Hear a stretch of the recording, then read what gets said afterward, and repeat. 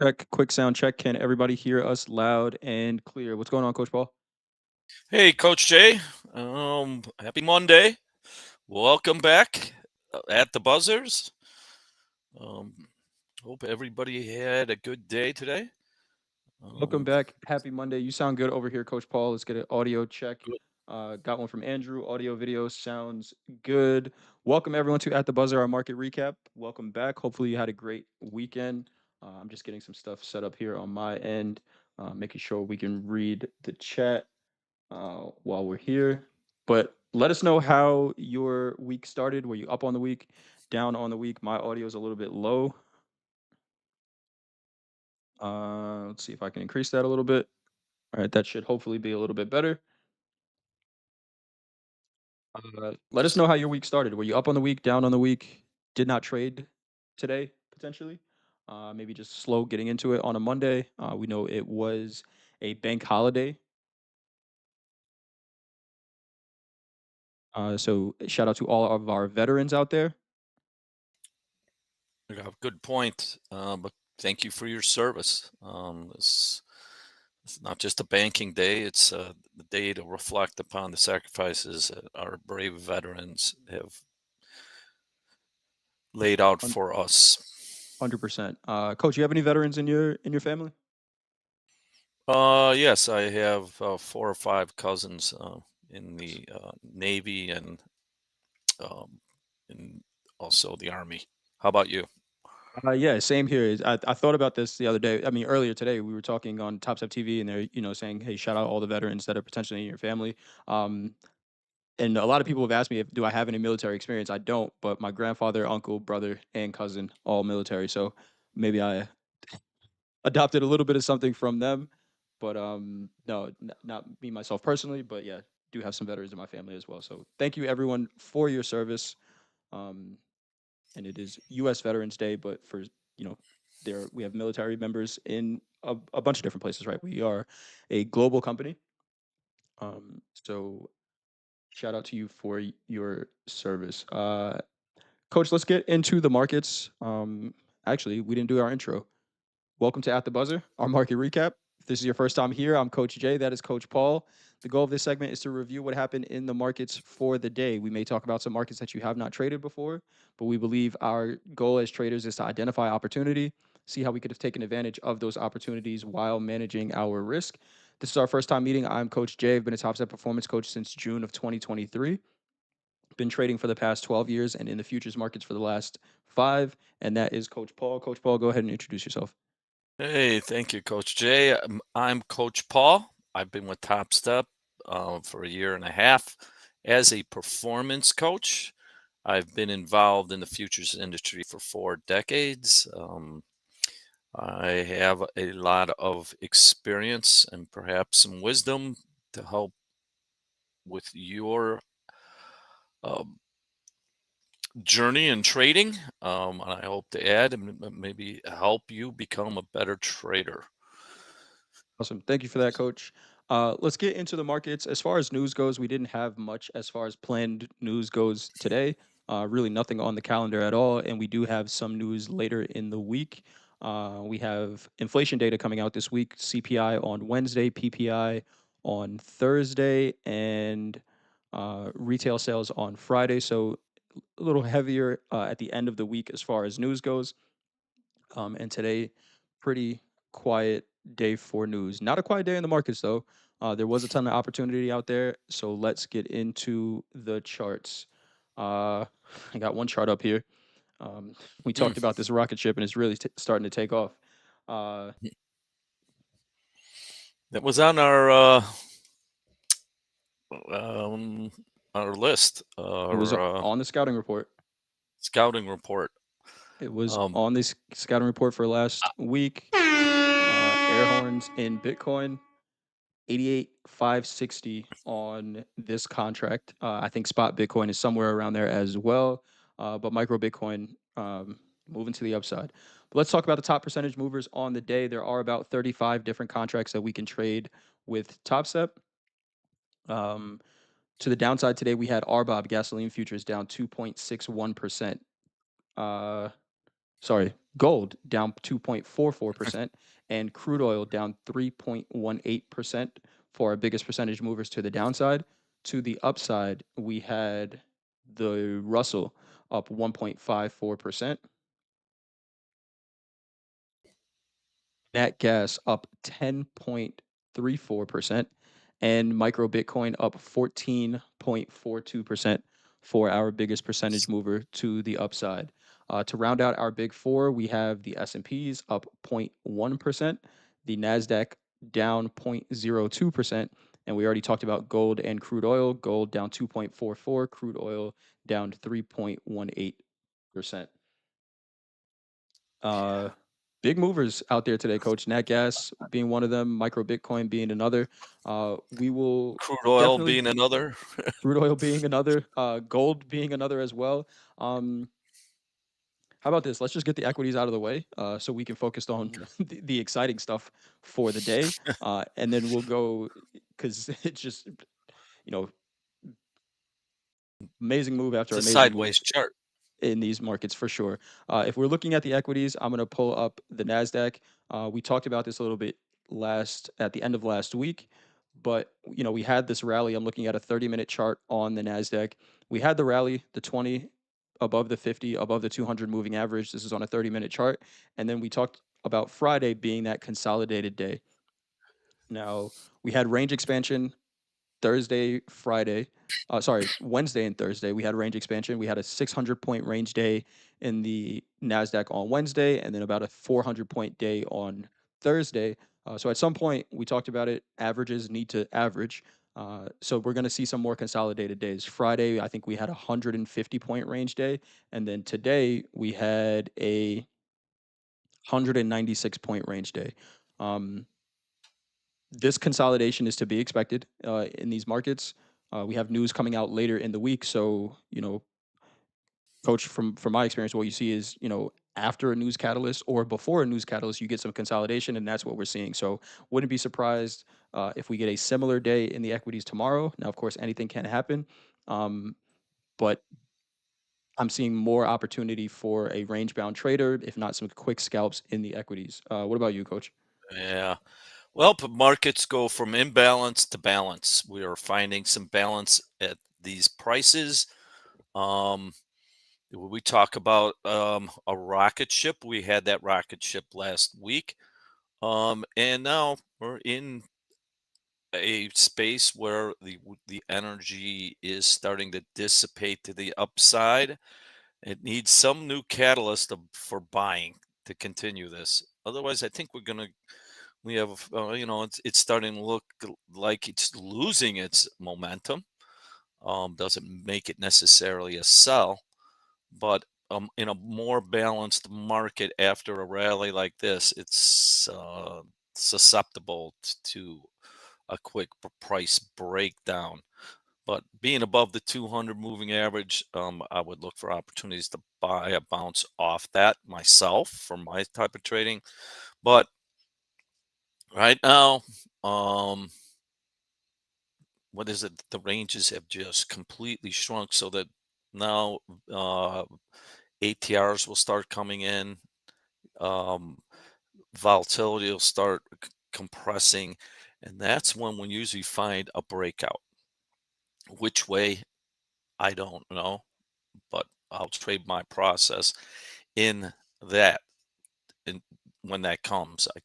You know, so this has got to get going. Could be a great rest to go spiraling higher. It is a bull market, so I'm leaning towards that. How about yourself, Coach? Same thing here. I did the market kickoff in place of Nick the other day, and again, prayers for Nick and his family for a safe delivery of their new family member. But we talked about this 200 moving average on the 30-minute chart and it being a level. And it's hard to say, yeah, at this price because this is it's an ever-changing moving average. But I'm you know, looking for a potential test of that 200 moving average wherever it happens. We get this consolidation, the moving average is going to catch up to price. We see how often it hits on the 30-minute chart.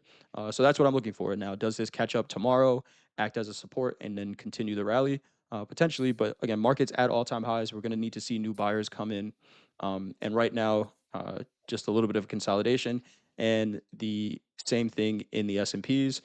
Again, we're kind of just going to speed run through these because not really much to talk about. We did have some house account trades earlier in the equity markets. Dakota called out a really nice short that the team got in, and then along right after that, just playing the range. Playing the range. It's what you have to do on a day like today, uh, where again, even if in the S and Ps, if we look at the session VWAP, kind of a flat line. It did leave the range at some point before the New York session open, but then settled back into the range. Right, we could see VWAP left the range as price was coming back down. Not a lot of decisive moves as far as direction goes, but like you said, Coach, balance. The market decided that it found balance and doesn't need to trade out of it for now. Uh, so pretty good consolidation there. Um, I have nothing else on the equities. I think the Dow did make a new all-time high today as well, 44,625, and this looks a little bit better. Uh, and we've talked about this as well, Coach, where sometimes if the Nasdaq and the S&P are consolidated, then the Dow and the Russell may be where the trends are as far as equities go. Interesting for the Dow this week. We know Nvidia just joined the Dow, and we have earnings this week. I wrote them down. Who's reporting this week? We have Home Depot reporting on Wednesday, and there's another company in the Dow that's reporting earnings this week as well, which could be interesting for movement in the Dow. And I wrote it in another book apparently, so I don't have it in front of me, but I know Home Depot on Wednesday and the Dow making new all-time highs.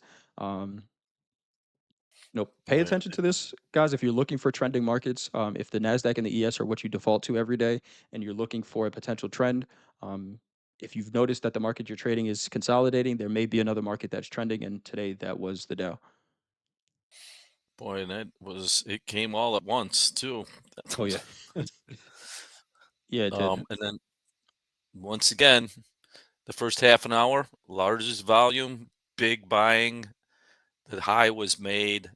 Then the next half an hour inside of that, and we had our initial balance where we went back, curled back in, and really didn't do much. And Let's move I think on. that Good. I'm noticing the Dow does that. It makes its big move, Then it just kind of fizzles out. fizzles out or balances out. I don't, you know, just like all markets, but it seems a little more pronounced there. Notice that, but I'll start paying attention to it. 44,625, new all-time high in the Dow. Uh, And let's move on to we're gonna go to crude oil first, and then we will go to gold and the big movers for the day. Crude was a nice one. Nice sell-off in crude. Here's the first 30-minute opening range. We have VWAP attached to that range, and overnight, pretty consolidated, but like we tend to see, our friends in London come in, coach, and they start to sell it. Not on the London Open, but an hour after London had opened. We see this big volume come and sell us out of this range. If I pull up the moving averages, we talked about this during the market kickoff as well. You know, are we going to trade back up to this 200, or does the 50 and 20 act as a resistance where they are, this clear distinction between this 20 and 50, showing us that, in the medium time frame, crude is trending lower. And Um, Go boy, ahead, coach. Coach D takes over every Yeah, time. every time. Every Uh, time. it's more than just a pattern. So especially energies, it's important to watch what the London's lead is. This happens a lot, and sure enough, if we just framed out the London in first half an hour and tagged it with an anchored VWAP, probably get some good information. The first half hour in London there, and VWAP attached to it, and there's your urgency. Um, sometimes the volume brings the urgency, right? In the Asian session, we're seeing, pretty muted volume. As soon as that volume starts to increase, that gives us that urgency, and off to the races. If you're looking at it this way, there wasn't much of an opportunity to buy it. Um, Mm. and the sell happened pretty fast, right? Where, we've talked about looking at the close outside of the range as a signal. The close happened almost 60 ticks away from where the range was. Um, Now maybe you execute on a shorter time frame and you can see it that way, but yeah, really not much of an opportunity to buy crude oil at all today. Now we're coming down to some interesting levels down here. The $67 area, $67 a barrel, kind of low of this range here, and below that, 63.50s, which is the lows of the year. Uh, so we will see in crude oil. Definitely presenting some opportunities. I think when we get near the highs of these ranges around 72, decent opportunity to sell. We'll see what the bottom is here, because we can kind of see we have these higher lows on the daily. Now, do we make another higher low, or does this continue to sell off below 67? Will be interesting to see. Yeah, they had some velocity today. Did. Um, but unless you were involved early this morning, we really slowed down. There wasn't very much responsive buying, but it was in a tight ranges. Um, I just think about that. By the time New York opened up, the meat was really there was very little meat left on the bone. Um, but still, I'm glad I didn't fill up this weekend. Here's the New York Open here, right at 8 a.m. Central Time. And like you said, Coach, not much of an opportunity. If we look at it and frame it out the same way, we have, well, this is now a 3 minute opening range. Let's go to back to a 30, and same idea, right? Maybe not the greatest sell, because like you said, we were kind of in the hole at this point already, but really no reason to buy it here either, from a technical perspective that I can see. Which is a Uh, good point, coach. Even if me personally, if I'm looking to buy that and I have because it's a dollar and a half lower, so the mhm. price is cheap. Yep. By and analyzing it through volume, it it was cheap, but there wasn't buying at cheaper prices according to VWAP.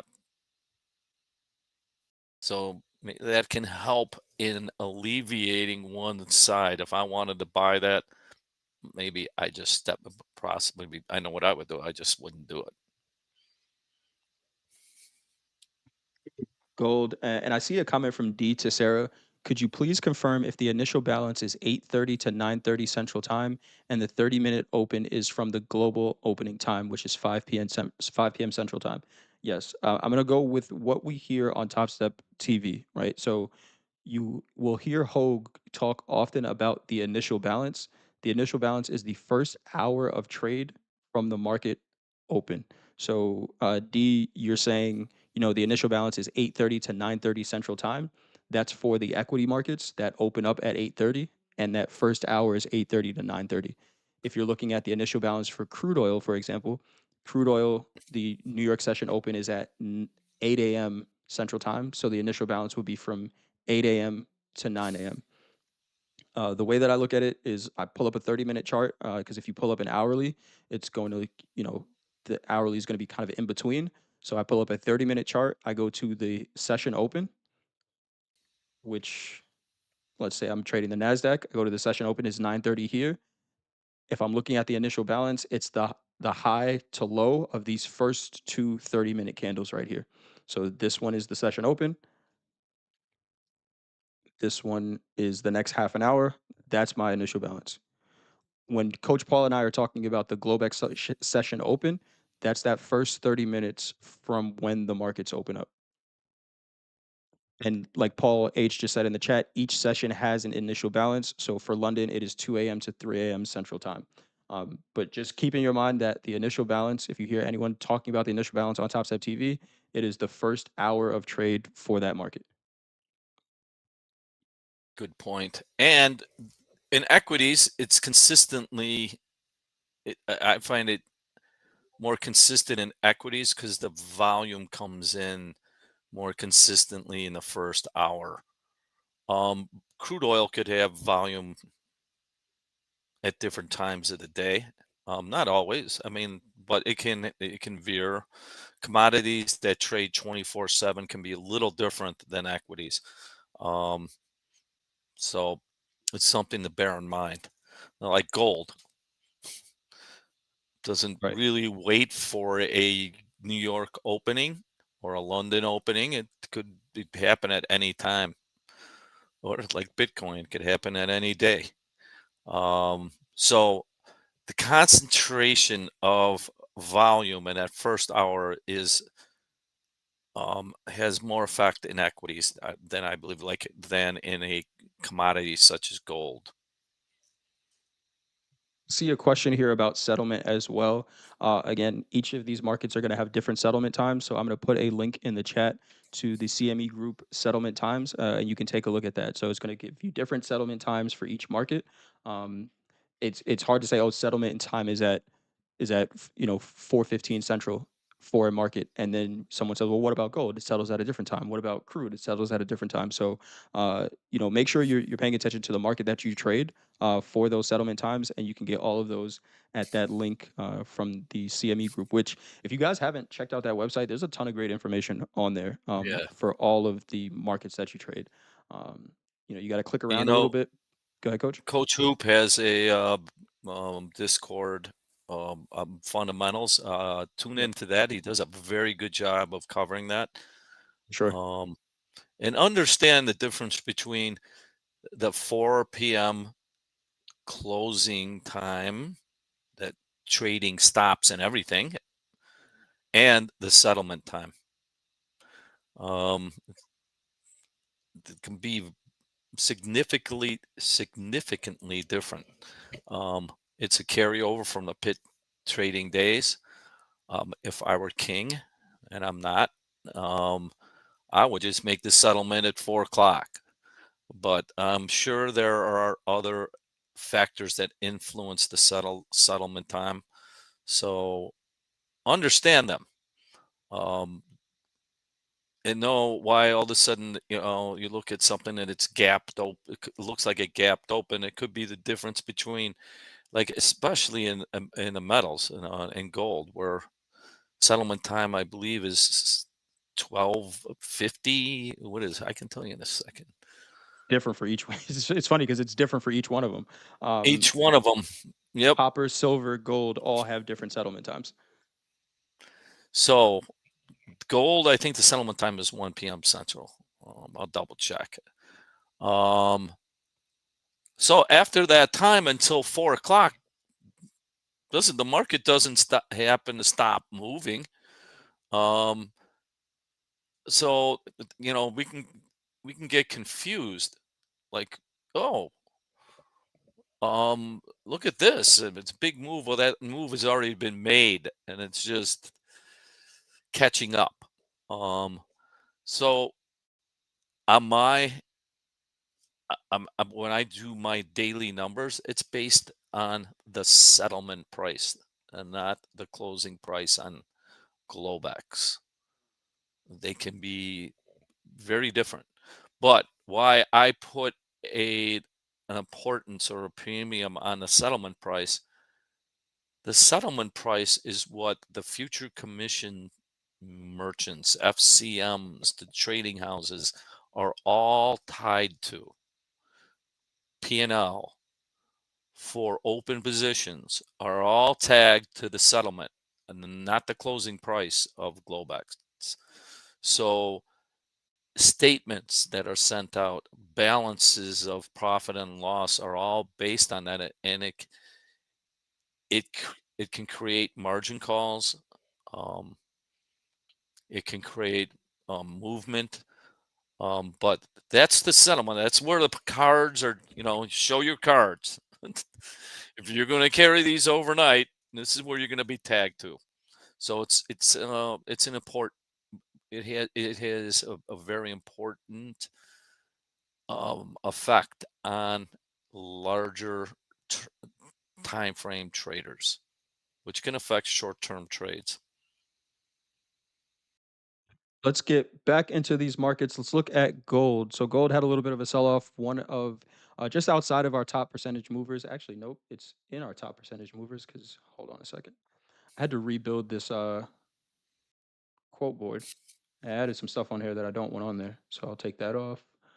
And I'll take that off as well. So gold was in our top percentage movers, our third largest percentage mover to the downside, 2.48%. And gold is interesting, right? This is the first time we're closing under this 50-day moving average since July 25th of 2024. So almost, what's that, 5 months, 4 months? Yeah. Since we've closed under there, and it's a pretty heavy close, right? We talked about this candle here, which was on the election, that sold us down towards that 50-day moving average. We did get a bounce from it, but this candle, which was that sell-off, was some of the highest volume we've seen on a daily in gold all year. Uh, Highest volume we've seen in gold since August 5th of 2024. And the market is respecting this volume, right? So what do I mean by that? The volume came in, obviously it was sell side, we had a sell off, but then we trade back up to 50% of it, and now we're leaving these prices. So, are we seeing the profit taking move into the end of the year in gold? Maybe. This is a market that has been rallying since we started the year, up about 32% on the year, and uh, we've sold off about 6% from that all-time high since we made it at 28018. Um, Coach, I'm looking at this 50-day moving, the 200-day moving average. I don't know if that would be another 7% sell-off. Of course, this moving average is Mm. going to move closer to the market, but I don't know. I'm looking at a collision course somewhere around 2,500. Uh, Well, Coach, we just said I told you this, when I was to be prepared for jaw dropping moves. yeah. Like, how the hell will that happen? Well, today was it down 70? That's $5. It was down 80 something dollars at its low. It's par for the course. This is a crowded house trade, I'll call it. Um, and there's going to be an exit, it's not going to be gentle. And I think we're starting to see the beginning of it. I don't know. I'm not calling it, but I'm telling you now, I'm not quite as bullish. I'm starting to feel like I don't want to buy breaks. Why? It's under that 50. It hasn't. It's been there. We've had the big catalyst, the election, and we're seeing. And you tell me this. I would consider that liquidation, the volume, um, and follow through. Underneath that, Um, it's a crowded trade, and it can be very dramatic when there's an exit. Like there's not enough exit doors, They don't care about the um, price, it's just get me out of here. and then it feeds upon itself. That's why we have these huge spikes. But if I'm feeling that I'm getting a feeling that this is picking up steam. Interestingly enough, we have this dramatic price rise in Bitcoin while we have a dramatic drop in gold prices. I'm not there in the meetings of liquidate gold to buy Bitcoin, but I can see the technical formations. Um, and I found it very interesting. Um, I'm a technician though. I just trade what the, ch- I- you know what uh, the charts tell me. Um, and the charts aren't magical. There's no secret here, but it gives me a flow that I can lean on. This is definitely, if I was, I'm looking to buy gold and looking at that chart you just brought up. If I bought it on the opening because it's cheap, you know, How Got much cheap expensive can real I quick. yeah, how much cheap can I afford? Being stubborn in my younger days, I'd have held that until my account blew up. I can almost guarantee it because it's cheap and I bought it. It's got to go. Yep, there was no problem buying it today, and there's but how much can you afford? Um, and conversely, if I'm looking at that under the 200 bar moving average, I'm not looking to buy it. And that alone saved me a lot of pain. Um, Sellers, well, it was almost, I won't say easy. There's nothing easy, but it was a great opportunity. It was well defined. How Yep. about you, coach? A little bit of urgency there. We have the 30-minute opening range. Opened up below 2,700, which again, major psych level. And if we can see it, we consolidated for a little bit. We talked about this during the market kickoff as well. We're below this 200 moving average, below the 20, below the 50. And there's, this clear separation here where, we look like we're trending lower, and we've seen trending markets hold that 20 moving average. Once we attach VWAP here, we can see we get a close outside the range and just rejections. Uh, 2,600 is right there. 2,600 is right there, and 2,500 isn't far off either. About another 4% down. That's 2 days similar to today. So, uh, does it sound dramatic? Maybe, but I would not be surprised either at a little bit of a sell-off. If we look on this 30-minute chart, we got a little bit of potential support here at this 2620, maybe down to 2600. But yeah, I'm not quickly buying this now, because what it has shown also is when gold wants to rally, there's a ton of opportunity in it. So I don't want to be, especially for a day trade, I don't want to be the person that says, "Oh, I'm going to catch it here." I'm going to allow the market, the flows, to show me that there's potential room to the upside, and then join that flow. Right now, the flow is to the downside, and if I'm going to trade gold, I don't want to try and fight this for now. So got to take everything as it comes. We are day trading with top step accounts. So could we, tomorrow come in and see a 50-point move to the upside in gold? Potentially. But there has to be a setup in order for me to take that, instead of just saying, well, it came down too far, I'm going to buy it, um, because we don't know what's going to happen. Uh, Great point. Great point, coach. let's get into, we talked about crude oil, we talked about gold, we talked about the NASDAQ. Let's talk about the rocket ship.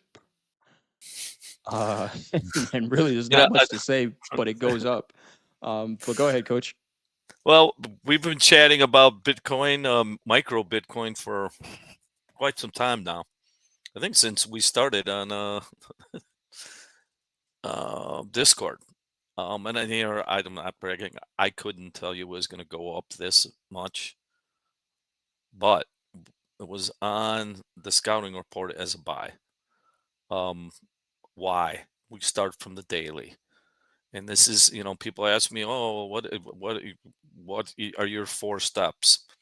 When I teach, talk to my privateers, I'll say that to anybody who's trading. Get your process down to 4 solid steps. Here's mine. Daily. Is it above the 200? Check. Half hour. Is it above the 200? Check. It's two steps. Okay, today, what's the first half an hour? Okay, made the low in the first half an hour, add VWAP. Is it leaving the range? Has it urgency? What's interesting, and this is different because Bitcoin is different. It trades 24/7. Now, you can't say that enough. You probably hear me say, I'm going to say it all the time. What is the open on something that never closes? So this is even more important to watch volume in. It's a much, because it can happen at any time. Last night, a little different. We gapped dramatically higher. Now, I'm looking to buy it. I own it on a swing trade. but on a day trade, I went through my 4 steps. I'm looking to buy this. Now, if I'm aggressive, and it's hard to be aggressive in a gap open market like that. I Yeah, mean, I mean, this gap open, Dakota was talking about this a little bit last night on slow markets. This gap open is already up 5%. so on a And I, price basis, yeah, yeah, that's hard to do yeah, from a flow point of view. Where can I get in to the flowing, raging river? Well, I just can't just jump in. Um, but I can strategically find a place that I can get in. Um, one of the ones I do is this half an hour. On an aggressive standpoint, I can wait for it to break the high of the first half an hour without VWAP and risk the lows. Why we've talked about this before. I like this contract for trading. It's affordable. If I do a one lot, I think the risk of breaking out just on a price basis is about $125 on a one lot. Mm, That's it's a budget I can and you can afford on afford that most. in most top tip accounts. Yeah, that's why I think going forward, this is going to be one of the top volume. Said it often. I mean, I think of it like Nasdaq when it was at 2000. I just it has you can afford to trade it. So here, let's look at it. Let's say I buy it on a first high outside of that, and I put a stop in if it makes new lows. I believe that risk was like $125. It was really cheap. So if I take that risk, I can get I'm can I get a 2 to 1? Yeah, we got it. If I do multiples, if I do 2 units, I could take one at a 2 to 1, put my stop to unchanged, and let it try and run. But be prepared to give back everything. If you're not prepared for that, don't do that trade. Um, I think those trades are for a little more experienced traders, but it's possible.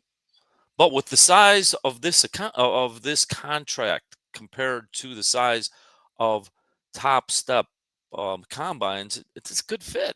You can do multiples, and I really like doing multiples because you can add to winners. You can keep your losses relatively tight, measured. Um, but wow, this one I wouldn't have said it was going to go up $10,000 today, but it did. It doesn't make me a hero, doesn't make me a seer of all the future movements in Bitcoin. Um, because I don't know, but the law of averages, the law, principled trading, following your playbook, mine, yeah, I had a great trade. That's what I play for, but it wasn't preordained. And sometimes and when we've had this conversation, the difference between confident trading and cocky trading. Yep. Yeah. Think you thought, oh, and this He tells happens. you to put on 100 lot in this trade. Yeah. Confidence Why says, I'm didn't you going to put on trade more? reasonably. Yeah. There's nothing to show that would have gone the other way immediately. I don't know. But the idea on a good trading plan is to get to, ride the winners and cut your losses. Really simple, hard to execute. Concerns for Bitcoin um, and continuation. So we got a couple of questions. Paul H says, when something gaps that big, does it tell us anything? So I saw someone, Maltrader, in the chat, mention this also when we're looking at Bitcoin, we got to remember that Bitcoin is a 24/7 market and we're trading the futures where the weekend time is not accounted for. So, if you're going to be trading this, just know that this gap in the spot price, there is no gap like this in Bitcoin. So just keep that in consideration. And I've seen some traders say trading this where it's a 5% gap up is hard to trade. Um, it is, but I think it's especially in this case you kind of have to ignore this gap and then just trade what the market is presenting to you for that session, um, because this is not based on just the futures price, right? Spot price is included in this as well. And I Well, don't know. Go ahead, coach. that's a great point. Yeah, when we touched upon it, but this gap is futures related. It's the weekend gap, which in Bitcoin is when it's rallying, it does this a lot. Um, so the fear is, well, if I buy it here, it's going to fill the gap, and I'm fucked. Excuse me. I've lost a lot of money. Um, yeah, if that's what your perception is, that I have to buy this and let myself be exposed to all that, or you can bring it down to the present. Yeah, this is holding the gap. I could put a 5 minute on there. I could put whatever your time frame. This happened to be a 30 minute, but gap when gaps come, he doesn't. A lot of guys, a lot of traders I know, and it was a different time. Gaps were much rarer when was only pit trading. It was a rare. Makes a I lot of mean, sense. it meant a lot more. Now this one it's a gap in the futures, Right. but over the weekend it was bought. We've talked before. If I were king, I would have 24/7 futures. Why not? Well, the computer doesn't get tired. Um, Seems to be working in the cash. Yeah. Um, doesn't mean you have to stay all weekend like a junkie and trade every tick. But in this gap, yeah, don't risk thy whole gap. Um, but you can risk a portion of it. You got information. What is it information? This was bought, and it was bought and held. The very strong indication it could hold. Think of it that way versus the fear of, wow, if this goes back and fills that gap, yeah, it could. Doesn't mean you have to risk that whole gap. Some point, if we're trading into this gap, whatever signal that got you into a long was probably invalidated. We've heard Coach Paul talk about two ATR stops. A two ATR stop was somewhere well before that gap close. So just measure the risk and then take the trade from there. Um, we got a question about the how many contracts are allowed to be traded on a 100K account in micro Bitcoin. It's looked at as a mini. And the reason for that, if you look at the margin requirements on pretty much any platform, margin requirements are not the same as they are in the micros for micro Bitcoin, right? If you were trading on a personal brokerage, margin requirements are higher than what we see in other micro markets. Um, I got a question from Tess Asifa. What's the difference between settlement and the point of control line? Two completely different things, right? Settlement is where they're going to mark the market, uh, mark to market, right? So when, like Coach was talking about before, for all your books and all that stuff, that's settlement price. Point of control is, you know, you can look at volume point of control, which if I pull up a volume point of control is where the most volume was traded at a specific price for a given time frame. So this red line right here is the volume point of control for this visible range that we're seeing in Bitcoin. Now, if I zoom into a different range, you see that volume point of control change. So point of control is based on uh, for volume, in this case, the highest volume traded. And then if you're looking at market profile, it's the most amount of time spent at a specific price level. Um, All right, let's get into. I took a trade last night in the market kickoff and talking about gaps. This is a perfect example. I'm going to take this volume profile off. But Nat Gas, talk about a gap up. Nat Gas had a gap up. I took a short here and lost this trade. This was a loser, a measured risk loss. And the reason I took the short was we gapped up. Sometimes we have seen nat gas fill this gap, but what I realized after the fact, and I'm not a fundamental trader at all, but I did, once we got off of that market kickoff, I did take a look at just some news in nat gas, maybe, trying to figure out why, if at all, there was a reason that we gapped up about 4% over the weekend. And I see a headline on Reuters: more than a quarter of US Gulf of Mexico oil, 16% of nat gas is offline. So I don't trade fundamentals, but then that's why we saw this gap. So, you're coming in here, you're trading your technicals, you say, VWAP hasn't left this range. I'm looking for a technical potential sell off back into the gap, if not back down towards the open.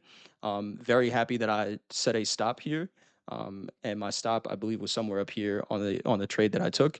Um, but it's why I need to, manage risk where I'm not going to default to fundamentals in my trading. It's because it's not something I do. And especially if I'm going to trade a bunch of different markets, it's a lot of news to cover.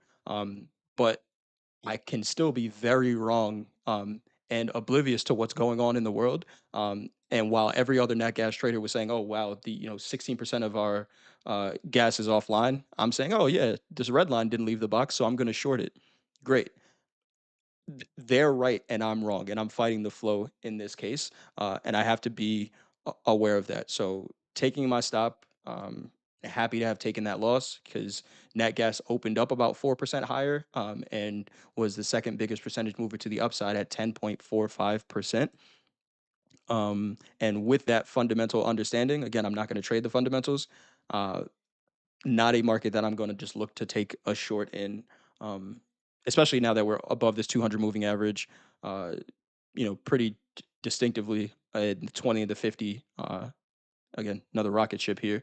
Uh, so just wanted to cover that one as well because that is a trade that I put on last night and ended up being a loser. You could almost put that and the Bitcoin together, and you wouldn't Oh yeah, know it's the same which chart. one was which. It's the same chart. Um, so I didn't know that. When did that come out? Over the weekend when no one could react? Last night. Just is this from the hurricane? Yes, yeah, it is. And it So took this long? more than a quarter of U.S. Gulf of Mexico oil and 16% of nat gas output remained offline in the aftermath of Storm Rafael, the U.S. offshore energy regulator reported on Sunday. Yeah, so over this weekend. So Uh, this is where I get confused with fundamentals. Or why is it more bullish for natural gas, but crude was down? What was it? 4%? yeah. Crude was down 4%. Yeah, it's a good question. Maybe we have more crude in other places. I know you've said that the U.S. is the uh, Saudi Saudi Arabia, Arabia of natural nat gas. gas. So maybe that's it. But yeah, I don't know. I don't know. And I would think if I'm reading that news, right, where it said more than a quarter of U.S. Gulf of Mexico oil, that's a concern about the supply of oil as well. You're right. Would be moving to the upside, but then maybe there is more uh, news around the globe that's affecting that crude oil price. So, what do you lean on? And I'm gonna Coach Hoop, like you said, does the fundamentals forum in Discord. I would ask that question to Coach Hoop, right? Which one do I defer to if I'm going to use the fundamentals in my trading? Because there is one, right? Like someone could have been trading that gas, saw that print, and just bought it on the open and made a ton of money on the day. I just haven't found a way to decipher that, and I'm going to be joining Coach Hoop's class more to kind of learn how to do some things like that. Because So it's I mean, yeah, it's a good question, isn't it? That's yeah, why I come back to each market is in its own entity. I'm not going to buy crude based on a natural gas chart. correct. I'm not going to buy the Dow based on an S&P chart. I'm not going to buy Bitcoin based on an Ether chart. You I could might do it you the other way actually though. I might do it the other way. If Bitcoin is rising, I'm buying whatever crypto. Yeah, that's We true. we talked a little bit about Solana, which I'm buying that because every time I see Bitcoin tick up, I'm like, yes, just keep going, keep going. It's- There you go. But you have that's an investment, right?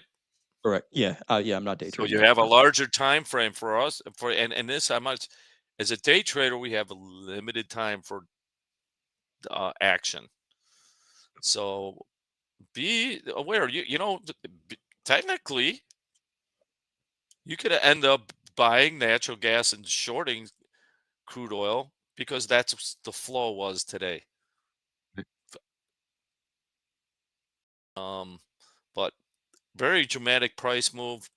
I was kind of stunned. I was shorted on a swing trade. Got out. Glad I did. I took a good loss. It was a great loss. One of my best losses. I put it in my loss hall of fame.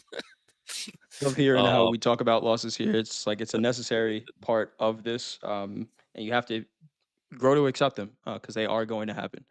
Um, they are going to happen. Skylar Cole, can you hold contracts overnight with Bitcoin? You can't. Pretty much all the top step contracts that you can trade have the same hours. You can open up a trade at 5 p.m. Central Time, and it has to be closed by 3:15, 3:10 Central Time. Good question. Yeah, you need to be out. Um, Coach said you can always get back in. Yeah, you can always put the trade back on. Just remember that, especially for you know, there is a daily loss limit in some of these accounts. So just remember that. Yeah. Um, let's see. Anything else on your scouting report for tomorrow? I think I don't have to ask that question. It's probably micro Bitcoin. Um, Yeah. w- Um, and this is the case of why go somewhere else when the market that you're paying attention to is presenting an opportunity. Sometimes I scan around a lot trying to find an opportunity, but when something is moving, this is where I'm at. And I'm not going to leave there until it doesn't present an opportunity. Coach, you were on Topstep TV today or earlier today. And just real quick on this, you had made, an analogy to hunting.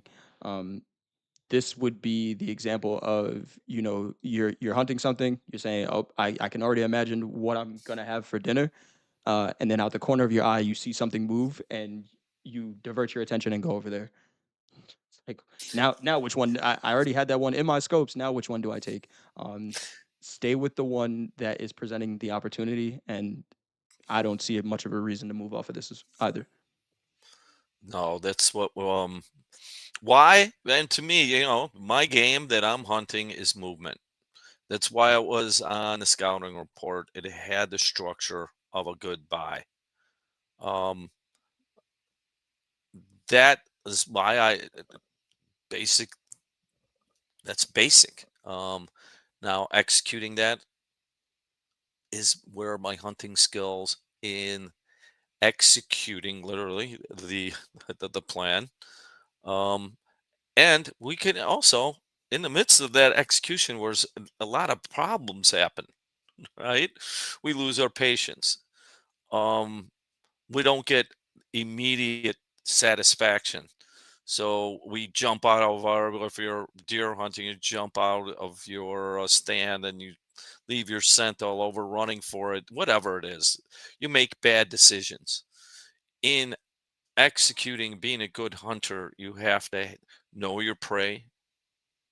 You have to know the terrain. You have to know what equipment it takes to bring your prey down. Also, you can't hunt for elephants with a pellet gun. So why I say that, what can get us off track a lot is that we want this big 10-point buck, right? The one we can feed the family over the winter and hang over our fireplace and exaggerate our largesse. But in those trades, if we're looking for the big one all the time, it can lead us astray because it's so rare that we could starve to death in the meantime. You know, as Michael Tack said, yeah, you start not looking for a rabbit. You could have hit 7 or 8 rabbit or something in your expectations. Over with exaggerated expectations can lead us asunder whether we're hunting game or trading. Um, Keeping those realistic expectations is is paramount to success. For So sure. that's why we bring it up. What's on my scouting report today going into tomorrow is copper. Looking at the copper chart, we've been talking about this range that copper's been in. We kind of got stuck in the middle of it on Friday's close, and we traded down to the bottom of it today. We have this expanded range, so I'm going to see whether or not copper wants to continue in this range or potentially break out. Um, but this is on my Hmm. scouting report going into tomorrow. Being at the lows of this range gives me an opportunity to limit risk. But of course, I have to see what the market presents as it opens and trades through the day tomorrow. But being at the lows of this range, I'm going to pay a lot more attention to it. It wasn't on my scouting report today because we were somewhere in the middle, felt like a 50-50. This leans a little bit more to, if we're staying range bound, a higher probability trade. Okay. Anything else? Any words you got before we go, Coach? Before I fade into the green here. Yeah, going on over there. um, Um, yeah, just as always, focus on a trade, a process that you can repeat. Don't get misguided in trying to make a huge amount of money um, real quick because it's hard to repeat. And focus on your bottom line. Run it as a business and get it into a situation where you can survive and then thrive when the markets are trading in your strength. And that's it. Some just some quick notes before we go here. We have Dakota talked about his private group session that he's going to have. That is going to be on Wednesday. Hold on a second. What just happened to my notes? Give me 1 second here, guys. Okay, that says Friday. That's okay. All right. Dakota is going to be announcing the 20 traders that are going to be invited to his exclusive 2-hour Q&A session on Wednesday, November 13th. That is this Wednesday coming up. So if you filled out those forms during slow markets, he's going to announce the 20 traders on slow markets tonight. So make sure you check that out. Um, if you like what we're doing here at Top Step, if you like what we're doing here on YouTube, I know you've hit the like button already, but if you haven't, go ahead and do that. Still got some time before we end the stream. But if you like what we're doing at Top Step, fill out a review for Trustpilot. If you want to talk to MP directly, you can do that in the Trustpilot review. He does read every single one of those. Um, so, and that just goes for, Top Step support, Top Step, uh, the program, the education that we provide, all of that. Just fill out a review there. Let us know how we are doing. Um, Pretty crazy. We had an issue today earlier on that announced on Topstep TV. If you were trading on Topstep X, there was a period where there was some issues with the orders and people weren't able to fill orders. MP showed the issue on the Topstep TV stream with the live account, right, with the house account. Um, and from what I've seen, Coach, anytime we have some of these issues, it gets fixed pretty quickly, right? Whether it was a losing trade, being wiped from the accounts during that time frame. MP said that if there were any winning trades, those are going to stay in the accounts, which is great. But from what I've seen being here, any issues like that get fixed pretty quick. Remember that if you do have those issues and you're dealing with our support team, be nice with them. They didn't cause the issues. It's just their task to kind of fix it. And I don't think this company is able to run, half as good as it does without the support team. So just be nice to them. And all of your issues, if you did have any, will be resolved. Oh, uh, Soybeans, we'll talk about a little bit tomorrow. I know that was on the scouting report last Friday. Courtney, I saw that question. We'll talk about that tomorrow. Just remind us. But thank you, everyone. I got nothing else. Coach, thank you as always for another great session. Trade well, manage your risk, and we will talk to you all tomorrow. Goodbye.